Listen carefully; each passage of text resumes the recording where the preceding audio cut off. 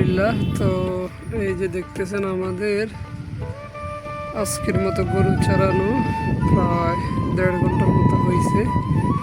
তো এই সময়টা একটু কষ্ট, যখন সূর্য চলে যাবে আর ঠান্ডা আর একটু থাকবে তখন আর গরু এদিক সেদিক দৌড়াদৌড়ি করে না।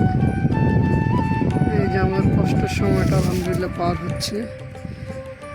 এখন 4টা বাজে, তো মোটামুটি 5টা 6টা আর 2 ঘন্টা থাকবে গরু। তো আলহামদুলিল্লাহ আমরা যদি এই 3.5 ঘন্টা কষ্ট করতে পারি, আল্লাহর রহমতে আমাদের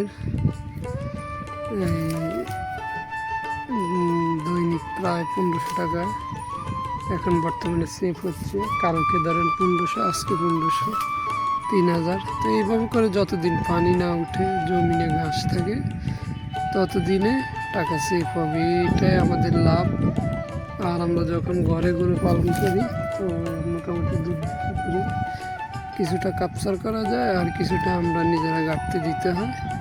তো যাই হোক, সবাই দোয়া করবেন। আলহামদুলিল্লাহ আমরা আস্তে আস্তে আমাদের ব্যবসাটাকে বড় করতেছি।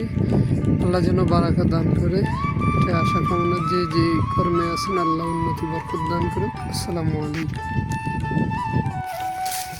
ওই যে আমাদের গরুগুলো, এই যে এখন দুপুর 2:30 বাজে, একবার সন্ধ্যা পর্যন্ত থাকতে হবে, আবার গরমদের জন্য খাবার তৈরি করতে হবে।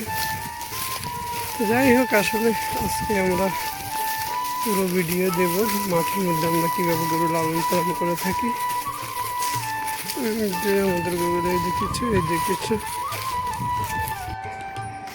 এই যে আলহামদুলিল্লাহ আজান দিচ্ছে 2:30 থেকে 6টা, এখন 40 বাজে।